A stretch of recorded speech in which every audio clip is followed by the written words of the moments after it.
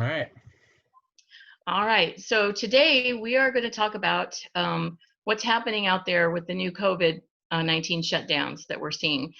As you guys all know, they shut us all down again uh, the 13th of this month, 13th, 14th of this month. Almost everybody was shut down probably by about the 14th or 15th.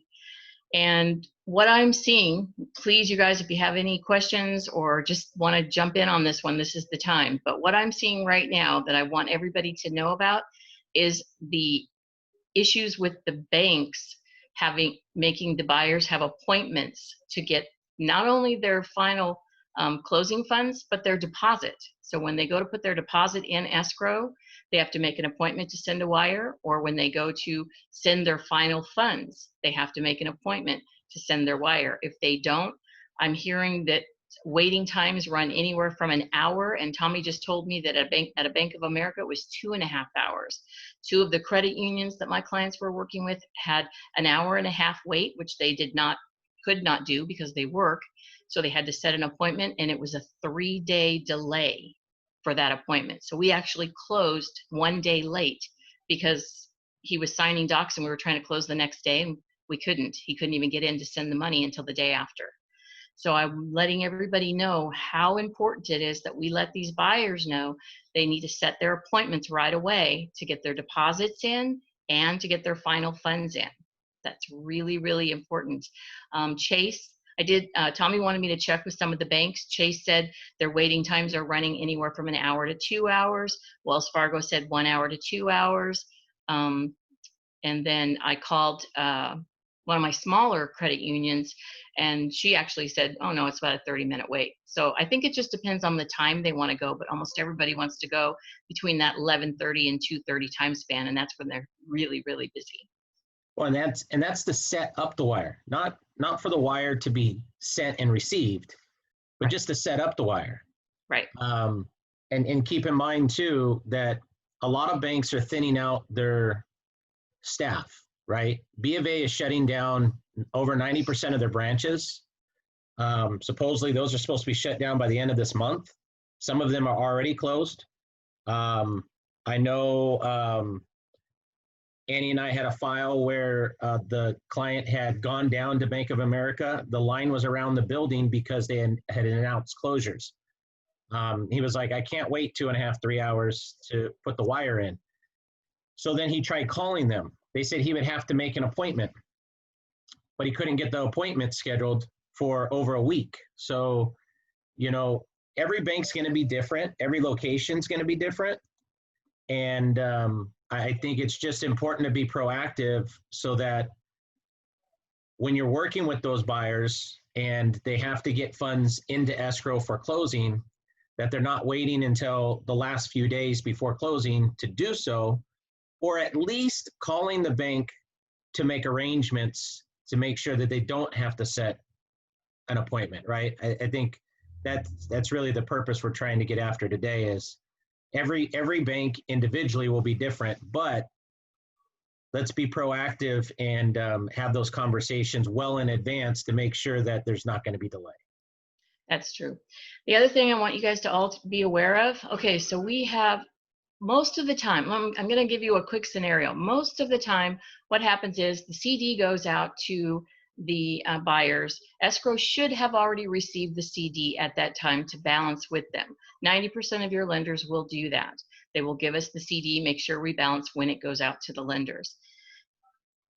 At that time, the plan is to get the loan docs within the next 24 hours, because then we can work them up and have them sign 3 days after they receive the CD. These lenders are so busy, and now with this COVID shorthand, remember they've had to keep some people at home, so they have less people in the office. We are having delays because the lenders are not able to get the docs out in a timely manner, or when we send the docs back to the lenders, they usually in the past would review the docs the same day we get them to them, and hopefully we would fund that day or the next. They're taking anywhere from 24 to 72 hours to review the docs and just get us a condition list.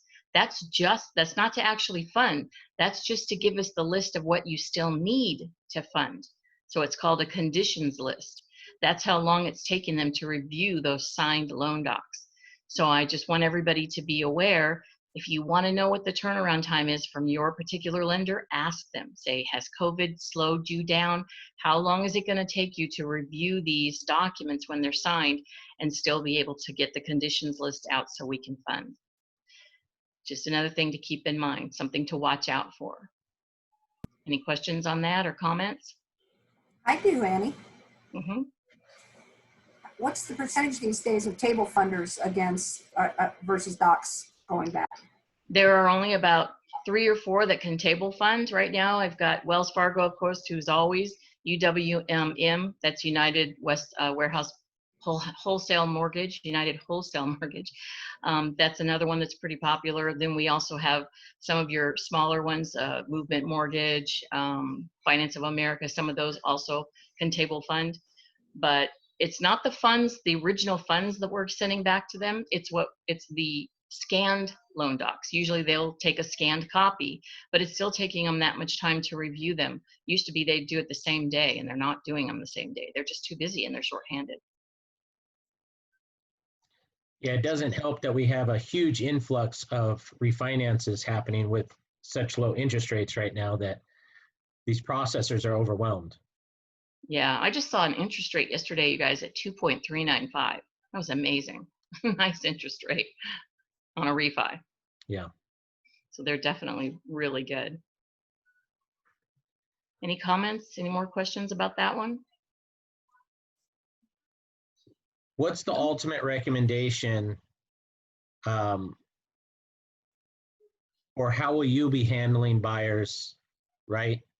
When an escrow is opened, to be proactive, I guess, right? Mm-hmm. In regards to this, I guess a lot of questions need to be asked, like who do you bank with, things like that. That will kind of open a lot of insight into what may or may not happen. Well, for us, one of the things that we do is, because we're escrow, the first thing that's going to happen with us is we're going to be in contact with the buyer, because they need to send us the deposit. Whether they're sending a check, a wire, they're going to need to contact us and let us know how the funds are coming. So we're now starting to get that introduction right off the bat, trying to find out who they bank with, let them know that they're going to need to make an appointment, not only for the deposit if they're doing a wire, but also for the final. We are also just now starting to ask the lenders that when they send the CDs out, please let the buyer know to set up an appointment to send their wires. But again, this all just started. So I'm trying to help you guys out so you don't have to go through what I went through for about 10 days. And hopefully you can catch it right now. And, you and I talked about this as well, and you said you're seeing more and more people giving you personal checks as EMD versus wire. Right. And that opens up a lot of stuff too, because there's a wait period to make sure it clears and everything else. Mm-hmm. That's true. It takes 7 to 10 days for the check to clear. Now, everybody always tells me, but it doesn't take that long.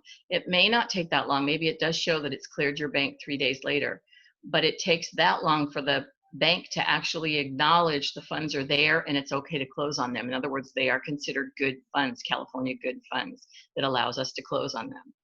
So the only way to get around that is to actually have the buyer send us proof that it has actually cleared their bank. And then, of course, then we will give it credit as of that day. But then again, that's a lot more paperwork for the buyer. So you're trying to keep it easy for them also. But even that's going to take some time. I mean, they may see it in, 4 to 6 days versus 7 to 10 days. True. But that there's still a good lag time there on that Absolutely. personal check. Yeah. Absolutely. And that's what makes it so hard at the closing, because as we know, everybody wants to close within 24 to 48 hours. So you don't want to wait even 4 days later for a check to clear. Well, I mean, the biggest question we all get asked, right, is, well, if they say they can get loan docs out Friday, when can we close? Right. Right. Exactly. When do I get my check and when do I get my keys? So, a lot plays a part after loan docs go out, but ultimately is, usually when it comes down to closing is we're waiting on the lender, right? Right. Get loan docs out to fund and things like that. What we don't want and what we are trying to be more proactive about here is that the closing funds that the buyer is coming in with, we want to be proactive on that, right? It's one thing to wait for a lender to fund and things like that. It's another when the buyer runs into issues trying to get funds into escrow to be able to close as well. Sure. That can be controllable. You can't always control, the lender funding and things based on not having certain things in or them needing stuff, but you can control the flow of the buyer's money coming in from them. Right. The one thing that's nice about this is, like I said, I'm trying to give you guys a heads up of what I'm seeing and in other words, I've already gone through these mistakes. I've already had a delay in a few escrows because of this. I'm trying to help you, so hopefully none of you will have delays. You can kind of catch it ahead of time.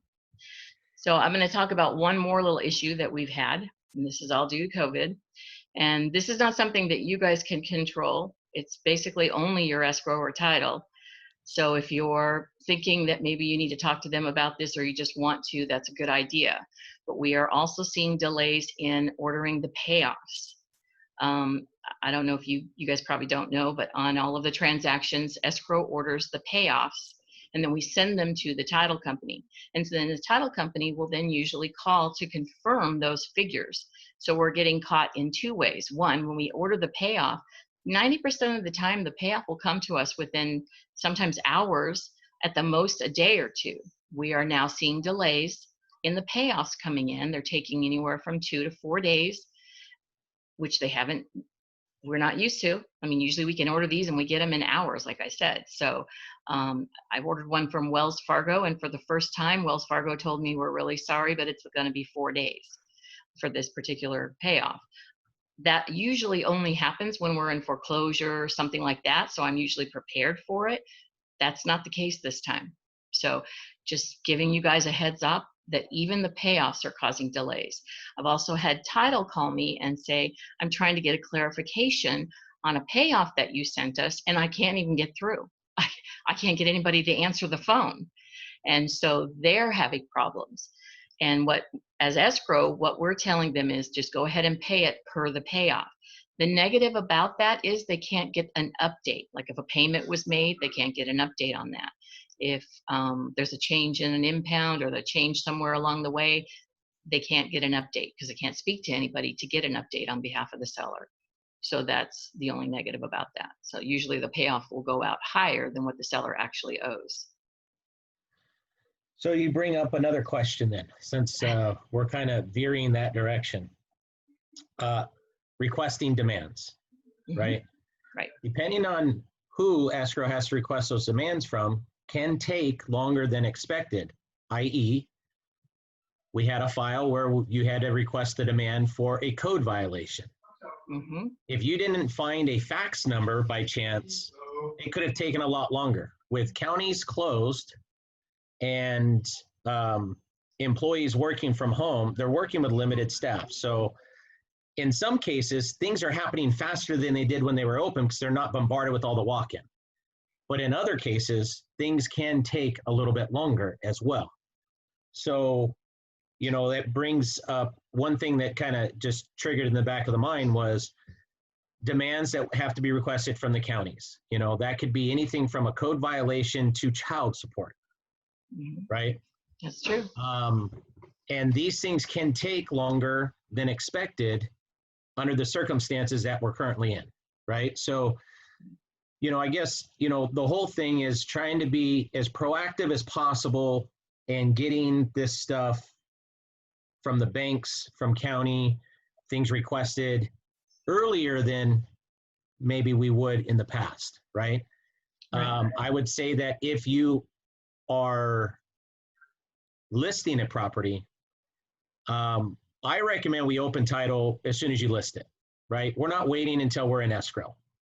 There's too many things right now that can pop up that can be taken care of long before we have a buyer. And, why wait until the escrow opens to do that? Yes, and I highly recommend that if your seller has a child support, the child support lien that is recorded just means they owe child support. So if they have child support at all, we have to order from the county, we have to order a document called a matured installment, which just means they're current. It's not a Mhm. release of that lien. It just says they're current and there's no money due. And I don't think a lot of people realize that has to be requested on every transaction where they pay child support. And sometimes those are tough questions to have, but you usually get there. A lot of times you go to list the property and you're talking with one spouse or the other, or one person or the other. And let's just say that they say,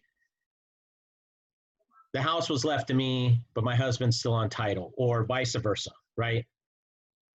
The next question that seriously comes to my head is, do they have kids? Because if they do, there's a strong possibility there could be a child support put in place, right?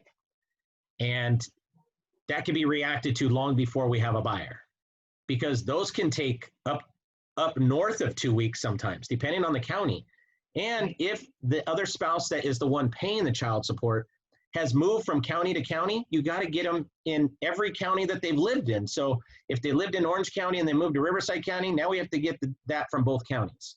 Right. So there are a lot of things that moving parts that can be dealt with long before a buyer is on the hook.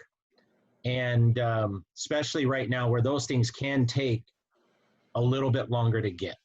Right, because I don't know if you guys realize, but some of those counties are actually working from home also. I've spoken to some of the gals, and they're working from home. Even when you call the office number, it just forwards to them at their house. Well, right now, San Diego County, Riverside County, San Bernardino County, Orange County are closed for walk-ins. They're closed for walk-ins. There's a good possibility that most of those staff members are not working from the office. Mary Jane, you had a comment? Are you still there? Yeah, I'm here. Back in the short sale market, we were sort of pre-escrowing. What's the pre-escrowing status these days if we want to clear some of these exact examples that Tommy was giving? We are. That's what Tommy and I have been actually trying to sell to almost every agent we work with. Try to open a pre-escrow title with us.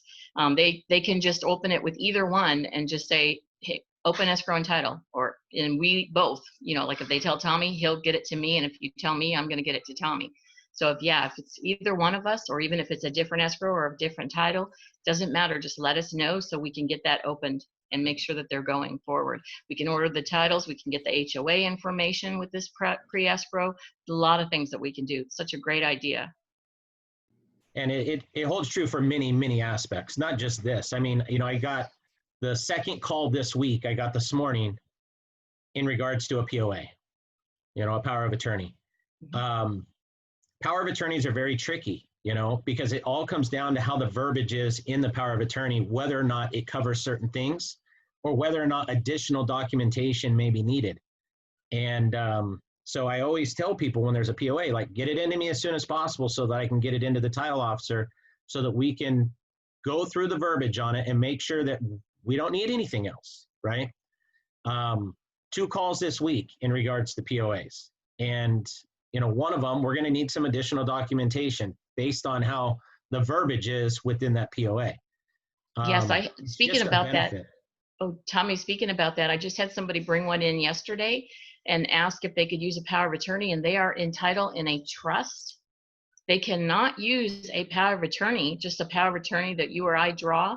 It actually has to be a power of attorney that is within the trust. So you can only use it if it's part of the trust. Like, I can't just draw a power of attorney for a trust.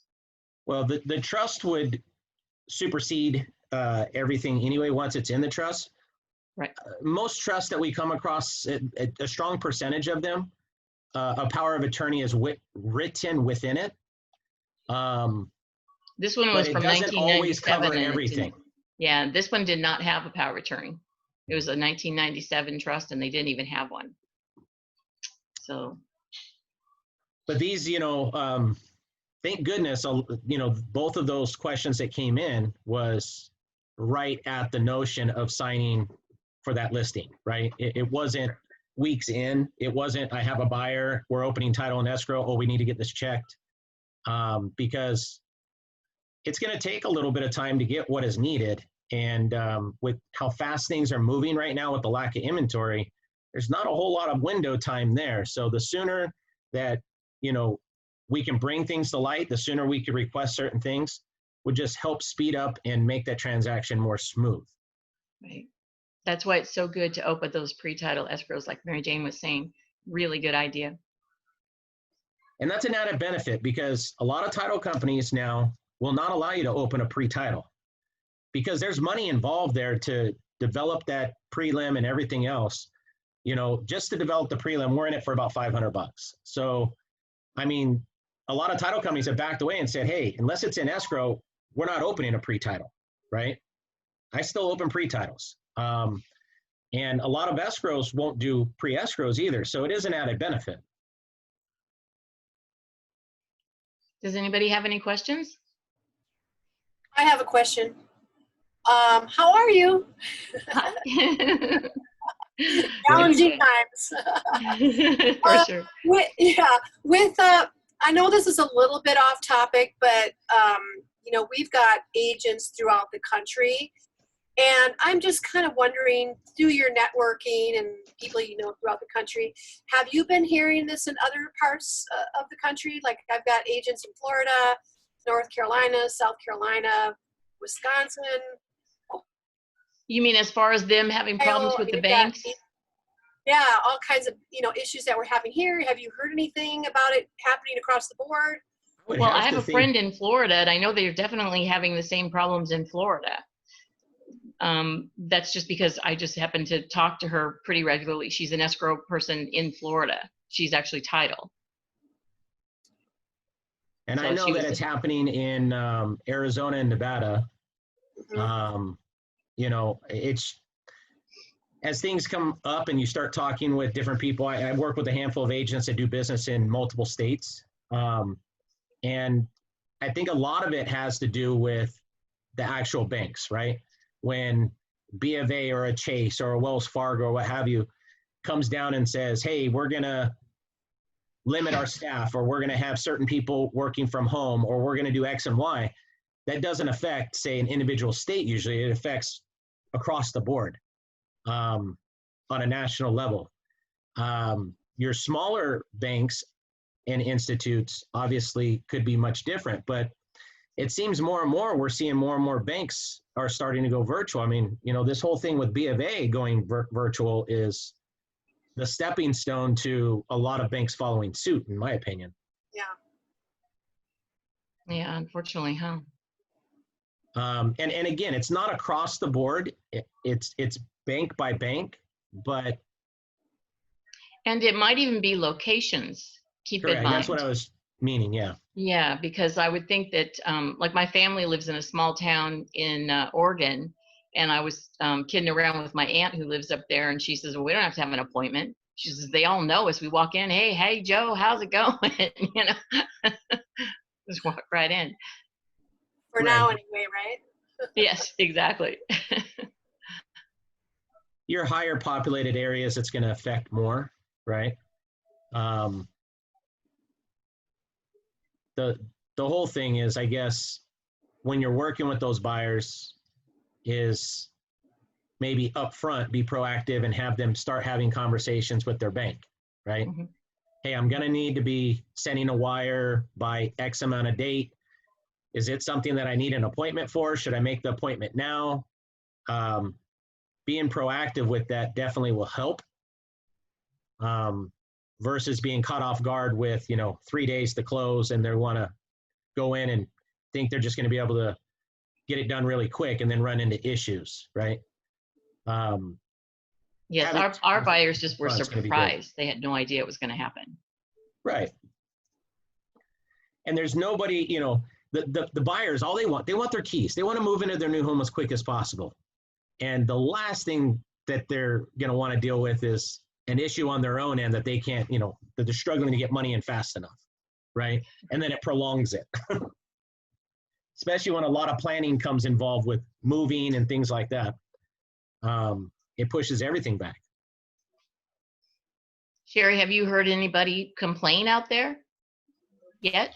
I haven't. No, that's why I was kind of asking the question if you've heard anything. Only in Florida is the only place I've heard. And it was in Orlando, so that's probably because it was a big area, very populated.